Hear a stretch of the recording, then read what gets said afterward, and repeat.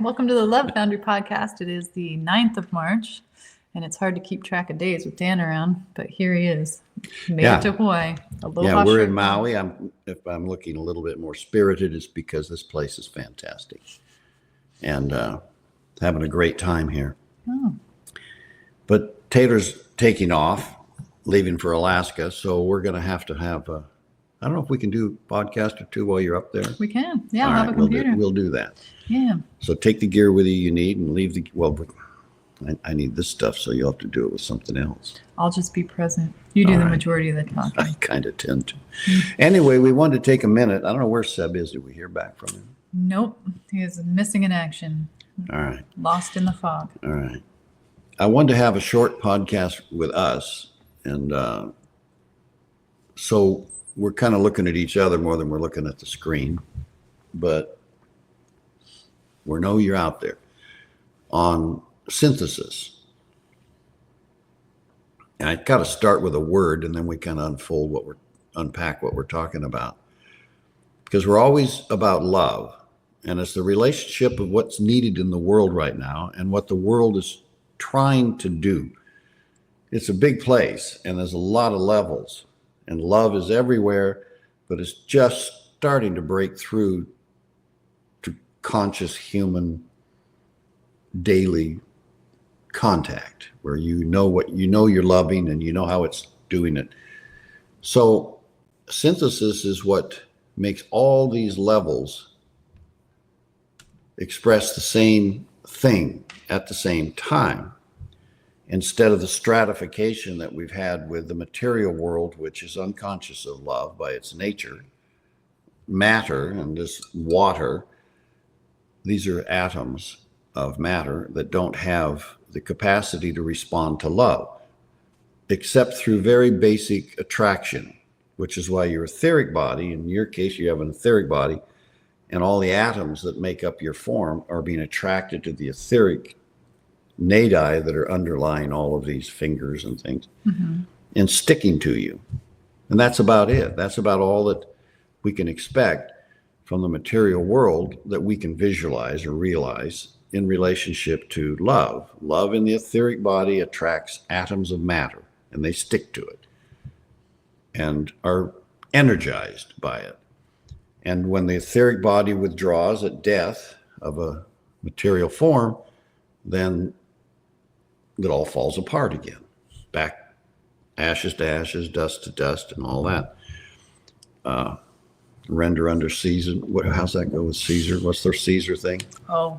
Render under Caesar. Oh, Shakespeare. It's about the material world having its own stuff. And if we took all of the soul from the love kingdom that's coming down into the material kingdom, if all that were to withdraw, then Earth would look like Mars, which is the problem with Mars. There's nothing wrong with Mars. It's Mars isn't choosing at this time of its cycle of life to invest its soul life into the physical world, where Earth is doing that full on, fortunately for us, because it gives us Hawaii. Yeah. And but synthesis is coming, and it's coming in a way that we need to learn and remember and use, because that's how we keep love invested in our physical world and not become a slave to the physical world's intelligence. It has its own intelligence. And if you just let go of thinking and let go of feeling and let the material world tell you what to do, then you're going to become just a robot in it. You're going to be at effect to it. But if you remember love and put it into the space with you, then you're at cause. You're giving it its highest possible connection to life. And that's going on in us. So synthesizing your material and which is, let's be clear, your material is this, which is physical, plus your emotional body, plus your mental body, that which is functioning through the brain, which is very material. So all three of those are your material world, which makes it a multidimensional place. But there's a lot of dimensions above that. And to bring love down into that is a conscious act. And to bring spirit down into it in a conscious way through your awareness of it is a very high order of living. But by synthesizing all of those together, at least in intention, even if you're not really good at it, we're bringing this thing to life. We're bringing it to life with all these different levels and all the different lives that live in all these levels. And that's where the earth is headed and humanity is headed if we keep it going. Now, how do you see that? Do you see that differently? How do you see it as I was wondering how unification and synthesis, are they the same thing? Can you look at it as, right? So when you synthesize things, even though they might be close. That's what I was wondering is like, what's the difference between it? Because I'm looking at it and it's like, you almost want to unify those things, but synthesize is a different thing. Yeah. Because both are still intact. When you unify, it becomes something different, right? I think that's the difference. We're going to go around it a little bit but it's a great question because it occurs in our world. The law that governs will at its highest level is synthesis. So in Napoleon's case, to bring up an expression of will, you have someone who's willfully doing something. He's unifying Europe, which is kind of what his ambition was. And he fights 57 major battles with probably 200,000 people in each battle, which is a lot of will. That's a lot of action to get up. And he did that over like 14 years to try to do one project. And when he finally reaches Waterloo, he realizes this isn't going to work. I mean, that's what it takes will-centered people that long to figure out. It's like, couldn't you have figured it out a little sooner and like 500,000 people less death? But in the end, he's not applying synthesis. He's applying external personal order. You guys do this and you guys do that, and I'm telling you what to do. And see, that's the separative idea of ego, wanting to put everything together as a group. I want you all to be in unity with each other. But that's not the same as synthesis. Yeah, you can't force unity. No, but you can push it together, but it will settle out. And so he would conquer France, and then he would run over here to Belgium or Germany or somewhere and start working on putting them together. And then people in France would start arguing, and pretty soon they're back all falling apart again. Then he'd have to come back and conquer France again. And then Belgium would make a deal with England. And then that's really must be frustrating. But now you see in today's 2025 time, you see Europe actually trying to become a unity, the European Union. And so it's relevant to how things are going. Let me just take a look at this WhatsApp notification because that's probably Seb. Oh, maybe. I know, but we don't know. Yeah, it was like Alexander the Great did the same thing. He wanted to unify East and West. No idea. Yeah, well, the conquerors kind of the will conquerors are like that. They just get Genghis Khan. Yeah. Not a very friendly guy when he showed up in your town, but he's a universalist. He wants all the colors of the rainbow to be included in what he's doing with him in charge. Yeah. Instead of letting it all function as a harmony in unity, because they don't, the will-centered people, until they reach a place where they realize love as the actual principle of the universe, don't realize that it doesn't need ego to unify and to act in synthesis. And so we're all figuring this out as we go forward. By the way, did we check this mic to make sure anybody can hear us? I guess we did. Yeah. We did. I sometimes ramble on without it. But synthesis in the world today has to start becoming something. Could you hear yourself? Oh, yeah. Yeah, I can hear you good. Okay, good. We haven't got the headphones on because we're talking to you guys and not talking back, which when we get a little further with this whole Love Foundry communication system, we're going to have back and forth interaction and do all this live, which would be much more fun. But for now, we'll ramble along, giving a point of view that will help see what's going on globally. And so in the synthesis of everything, you realize that there's an agent beyond the material condition that needs to be incorporated into it in order for it to function as a harmony. And under synthesis, we incorporate love itself into the system. And love creates unity by its nature. And then unity as a unified act goes to synthesis. And at complete and absolute synthesis, it's time for something new. And we're a long ways from planetary synthesis Is it like the basis of creation?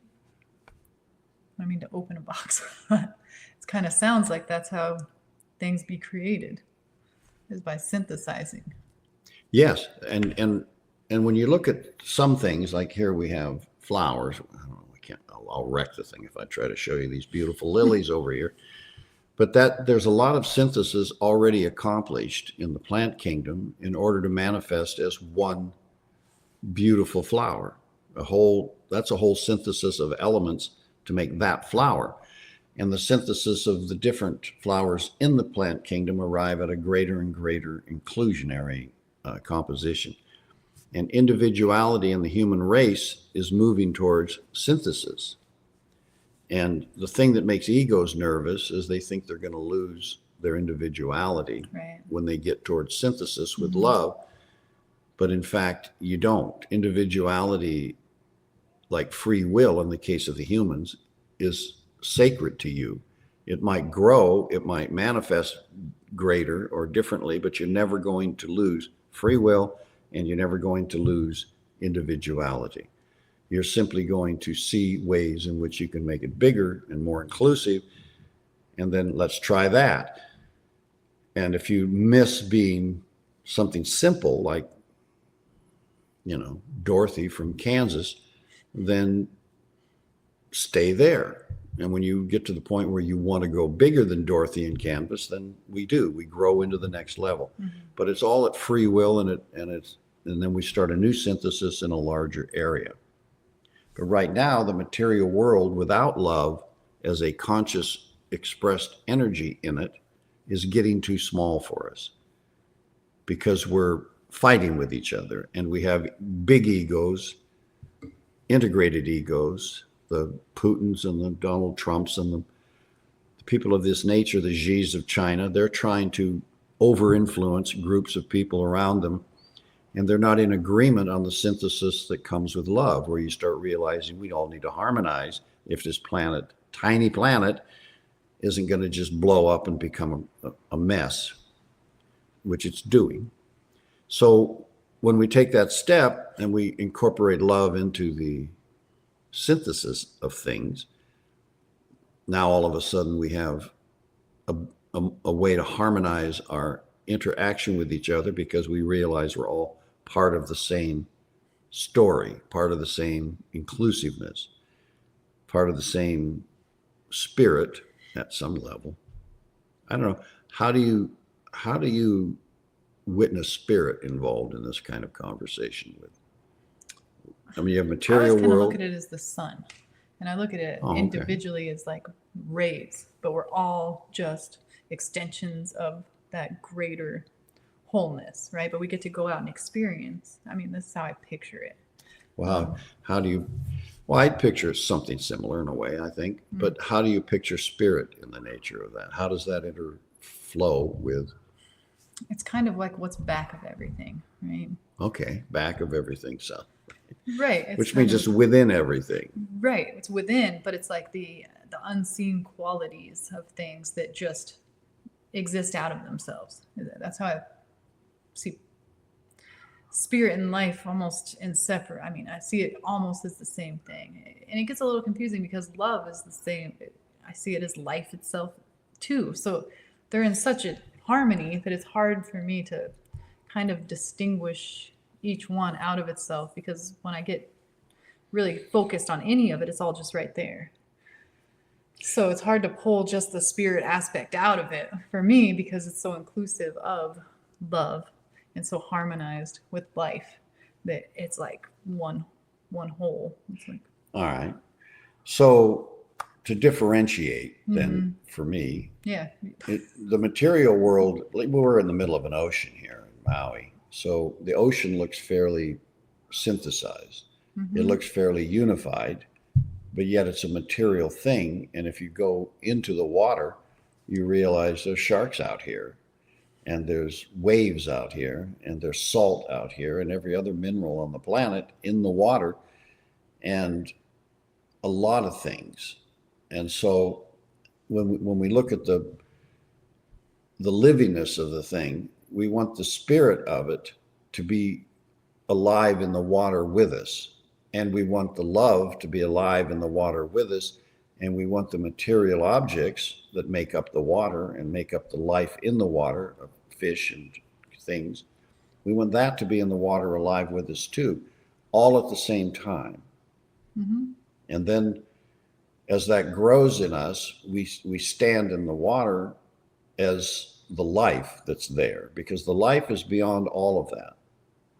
Life itself has within it spirit, and it has within it love, and it has within it the material creations that it has produced through love, through creativity of love. So if we're functional with all of that in us at different levels and stages of our development, then we're fully alive.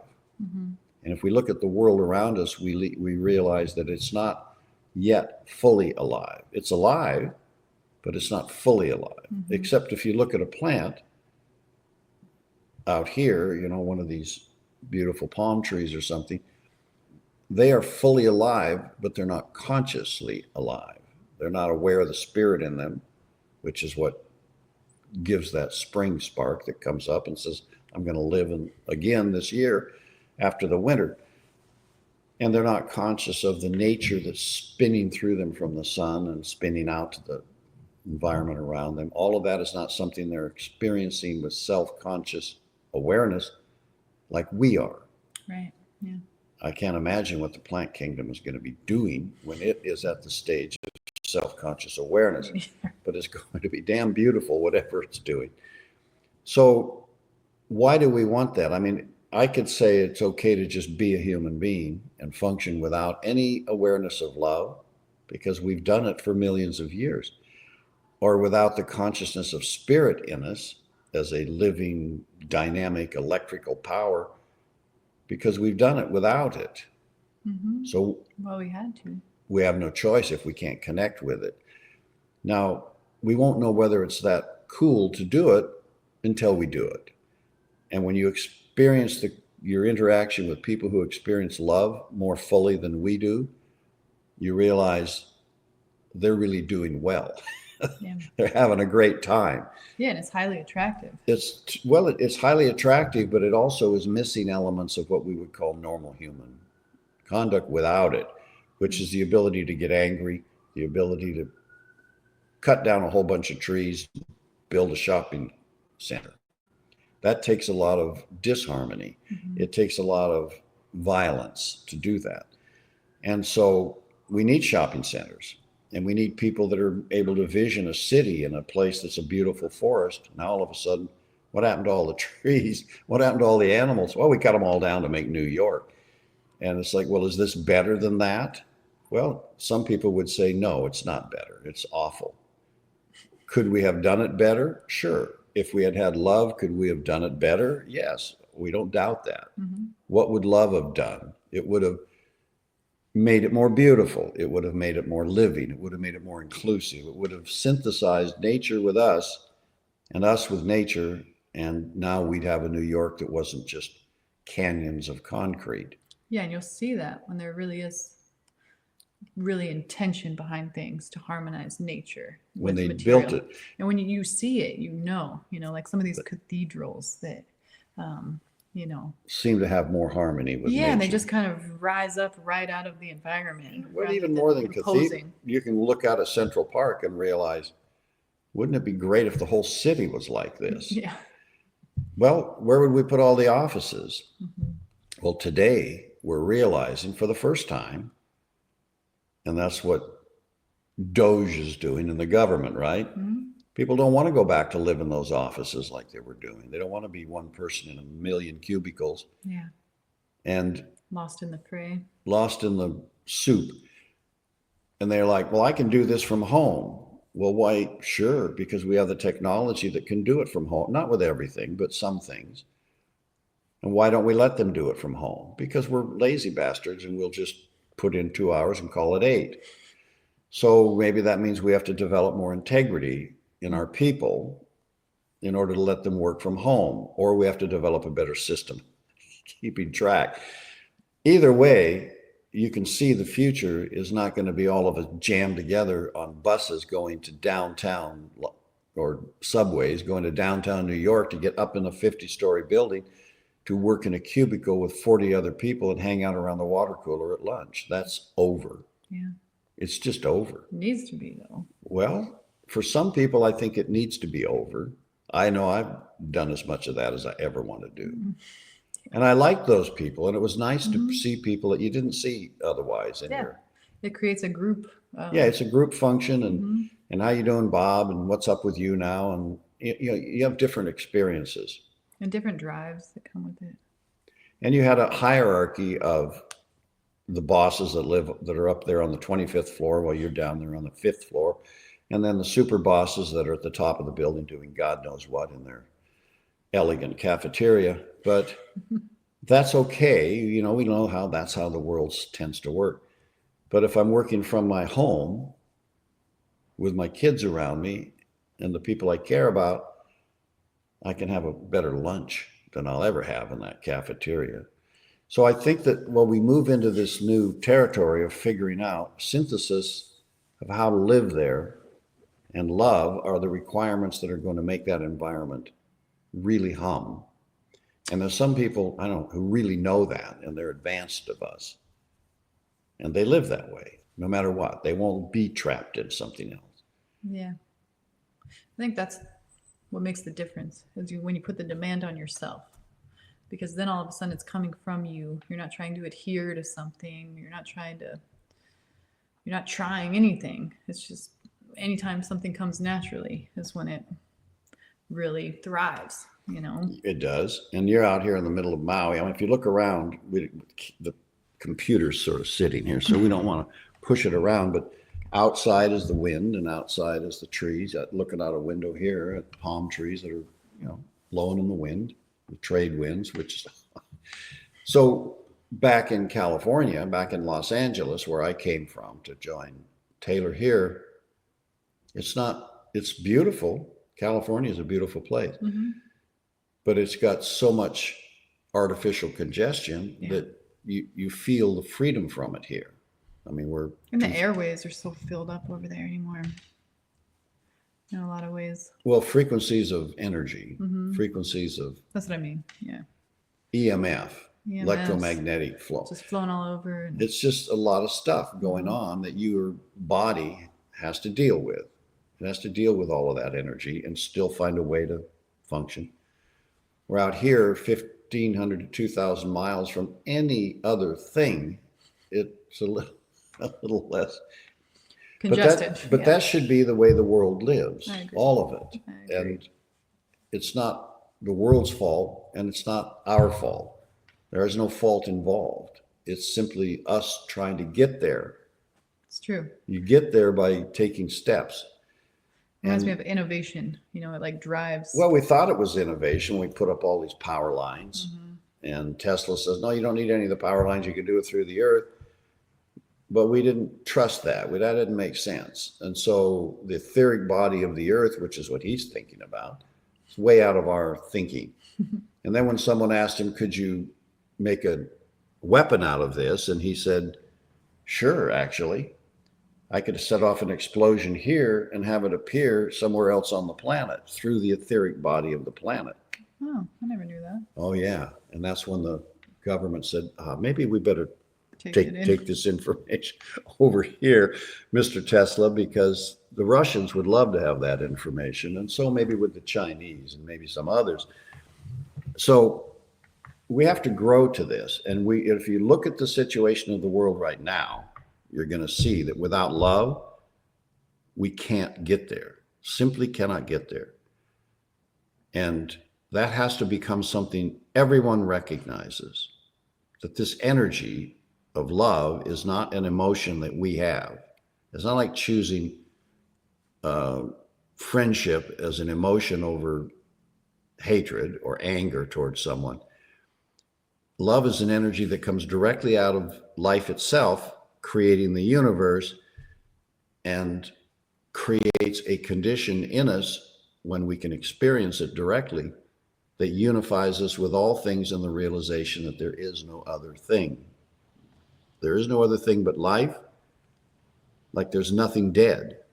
There's nothing about this iPhone that's dead. Not the atoms, not anything about it. Because life is entering into and causing these atoms to spin. Now, we didn't know that. We didn't know that till we knew there were atoms. And we didn't always know that. Mm-hmm. So maybe we did. We just didn't know. Well, maybe we knew it, but never knew we knew it.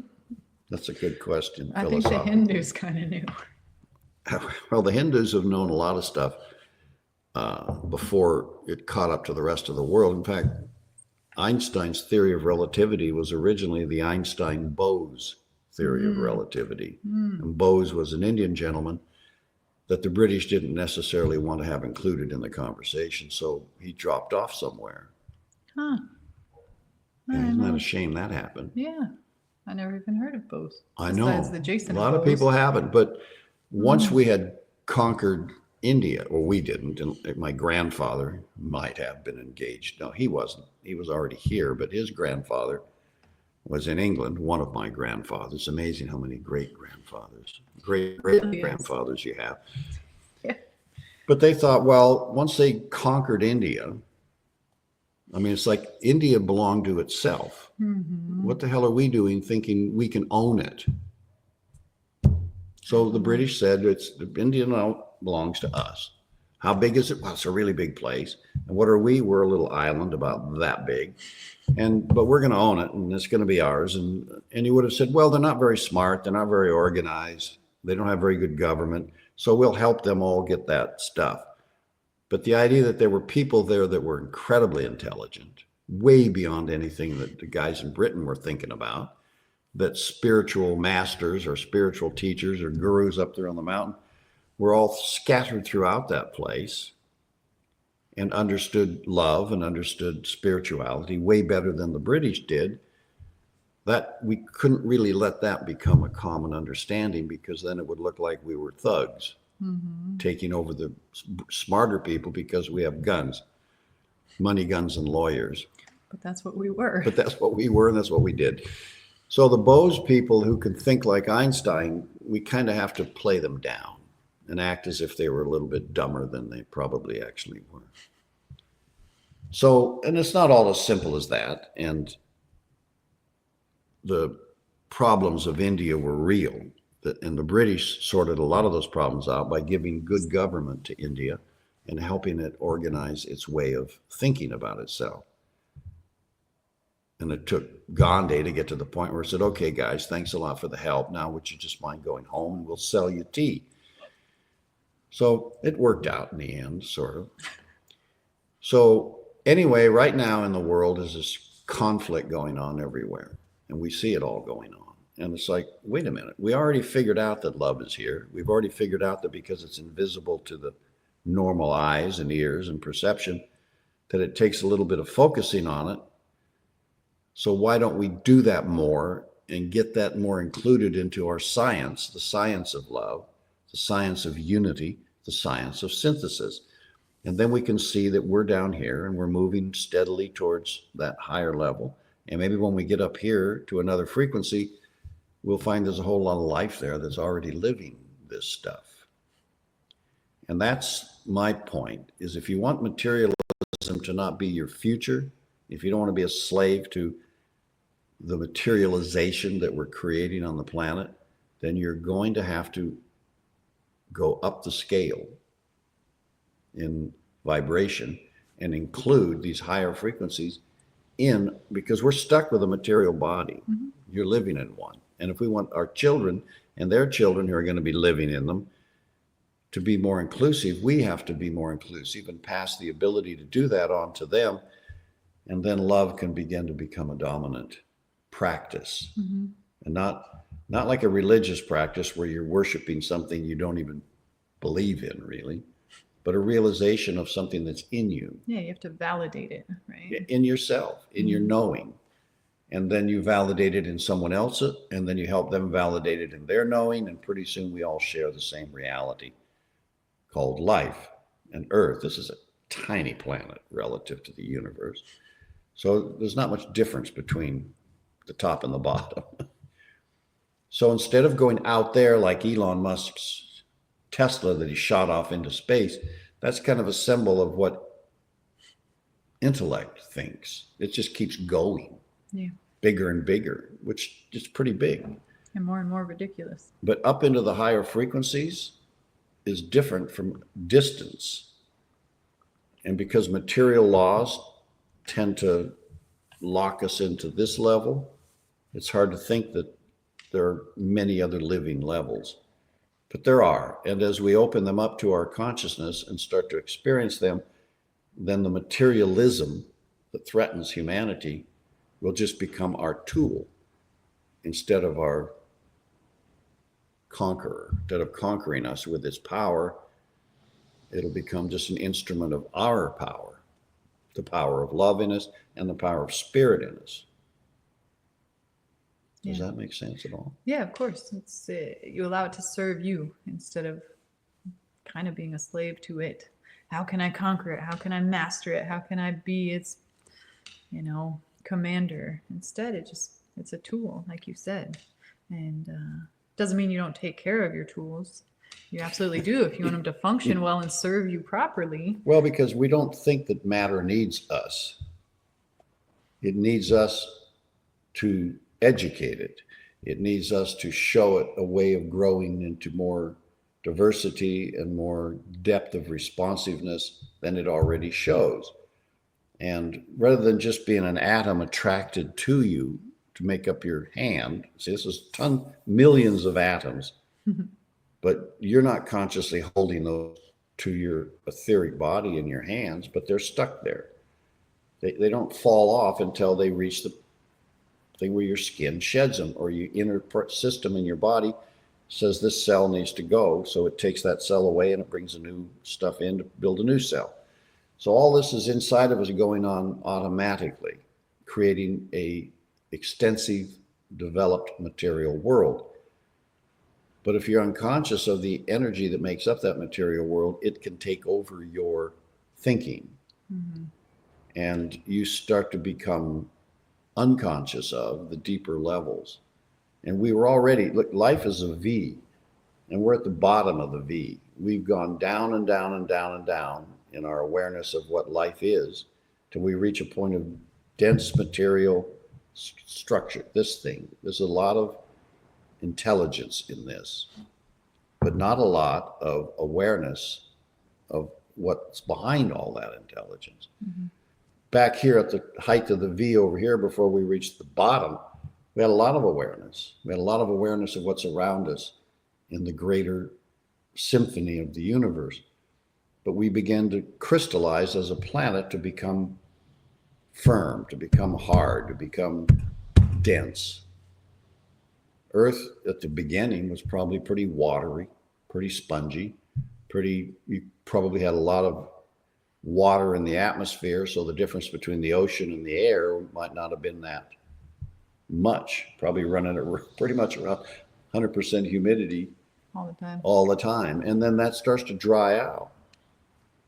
But it gives you this feeling of, it's all one thing, kind of, in a sense, doesn't it? Well, at that point, because it's like the further it gets, the more. Yeah, living in a back in the very beginning. Mm-hmm. I growing up as a kid, we were taught by idiots, I think. Well, that's not a kind thing to say, but Oh, it's still the same. The wind's getting a little rough out there. I love it. The trade winds. So Can't beat them. In the early days, we were taught by people who tended to look back at ancient ancestors and think that they were stupid, or that they didn't know much, or that they couldn't do much. I was taught that way too. Everybody was, because we thought, look, there goes a Ferrari down the street. Look how smart that is. And the truth of that is that we hadn't developed our mind yet. That didn't make us stupid. It made us undeveloped. And we hadn't developed our emotions completely. We felt things, but we didn't know what to call those feelings. We didn't know, look at the names for feelings that we have today, how subtle some of the feelings are. Just I was distraught. What kind of a feeling is being distraught? Oh, I'm just slightly, oh my God, and yet I'm not really crushed by it.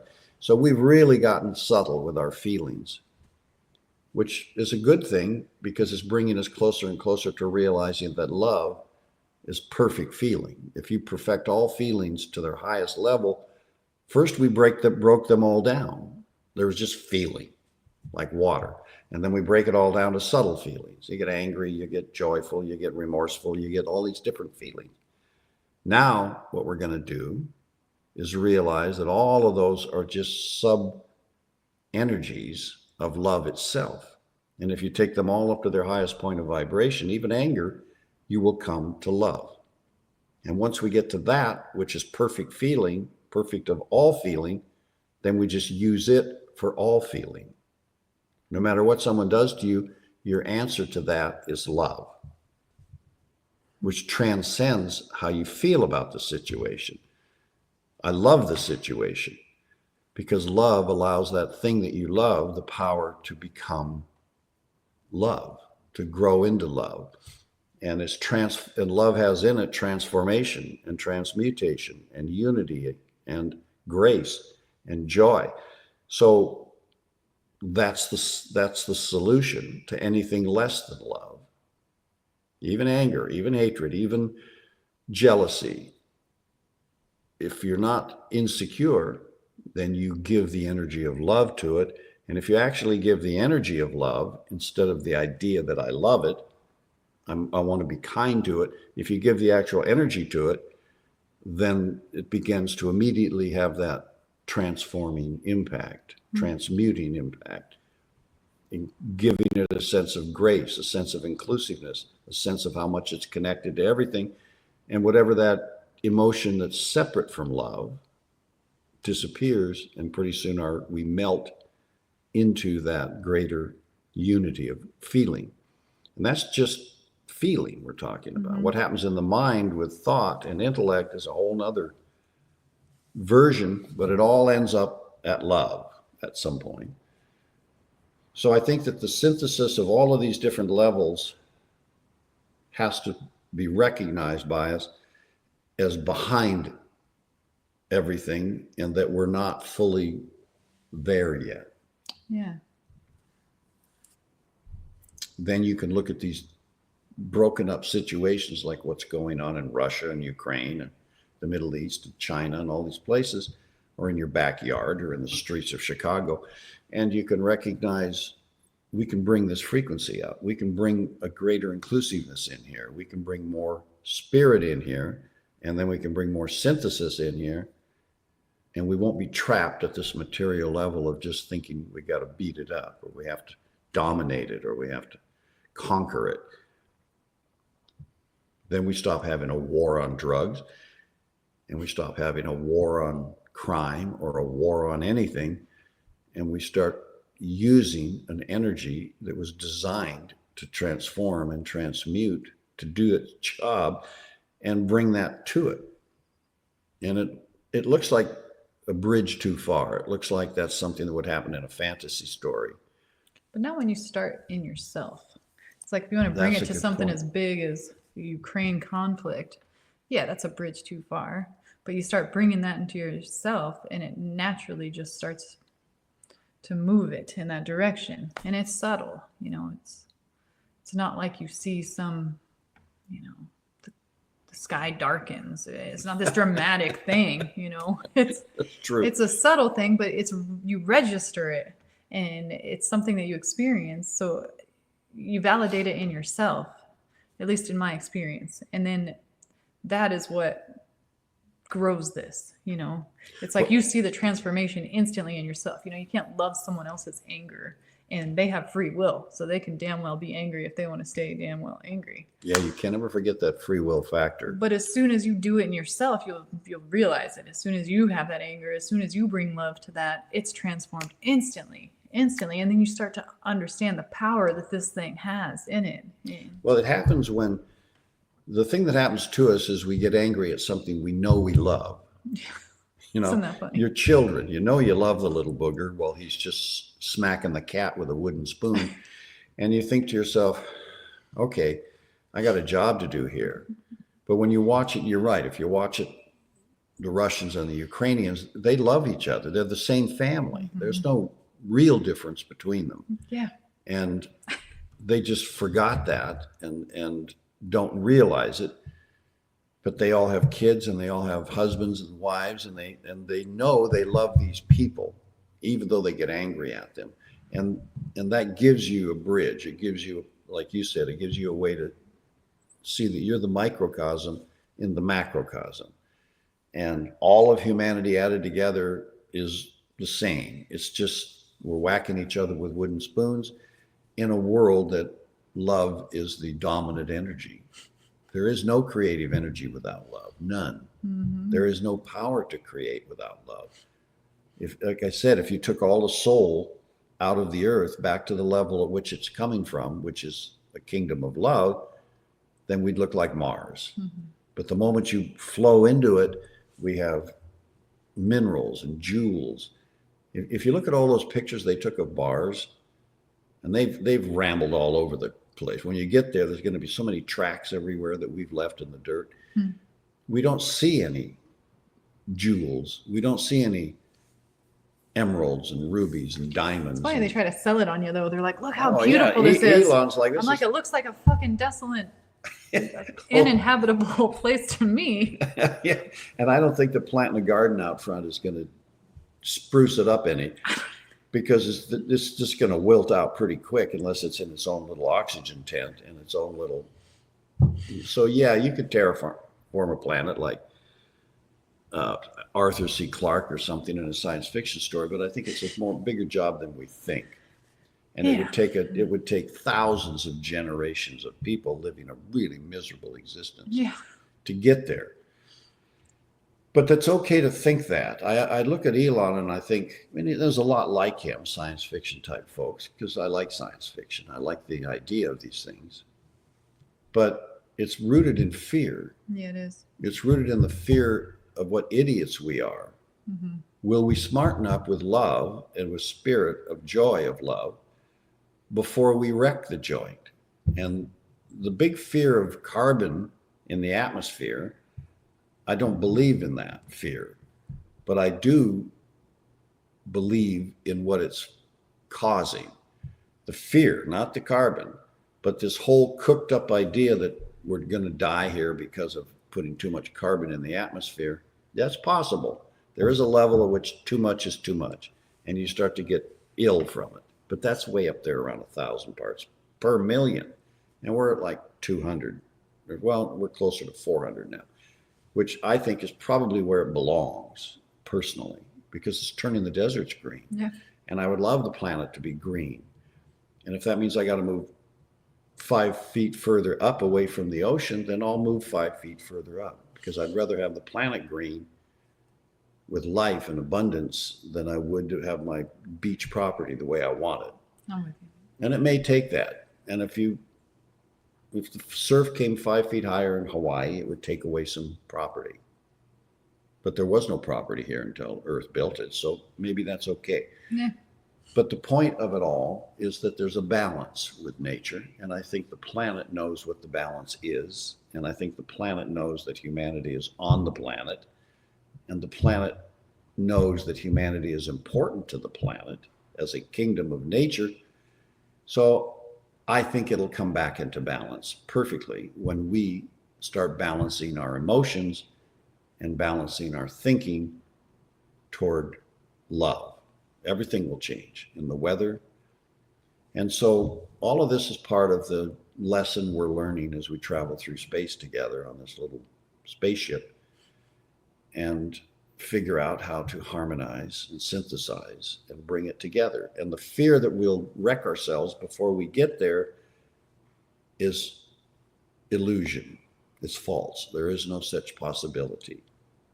I don't believe there is, because it's dominated. This is a love-based universe. Mm-hmm. That's the energy that came with the creation of this, maybe not the previous universe, but this one is a love-based universe. So in the end, everything that's being done is being done by love. And our gradual growth towards being abundantly conscious of love is a natural act in this universe. We're not conquering evil. We're growing love, mm-hmm. which of itself eliminates the nature of evil or hatred, which is only the absence of love. If you take love out of something, then what do you have left? Undigestible stew. So put the love in and suddenly it starts to become better. Now we need earth to be the way it is because that's how plants grow well. So it's okay. It's all one growing thing. And we're growing up in it, and we're beginning to realize that we can't let the earth, the dirt under our feet, rule the unity with love. But we have to bring that, because the dirt isn't going to bring it. We have to bring it with consciousness. We're the bridge too far. We are the bridge too far. And the individuality that we possess with free will, human self-conscious individuality, the greatest gift in the universe. But it has the power to hold unity in it by having that free will. Mm-hmm.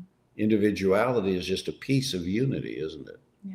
How would you have individuality that was anything other than just a piece of unity? Because if you add all the individualities together, what do you end up with? Unity. You end up with a great group individuality, and you end up with love. So we're growing it, we're developing it, and we're at a crisis right now. At the bottom of that V, down there where things are the most material they will ever get, unless we choose to go down. So up the other side of the... bury ourselves in it. Bury ourselves in it and forget our memory that there's anything else. For how long? Well, time can be long. But if we start up the other side of the V without rejecting material depth, then we apply love to it and higher frequencies than love. Maybe spirit itself, then we begin to become more inclusive with harmony, unity, and where'd we start? Well, we started with synthesis. Synthesis, yes. And then those will guys that are trying to conquer Europe and everything else will start bringing their power into synthesizing with us, to making everything function in harmony with each other towards a greater experience than we've ever had. Mm-hmm.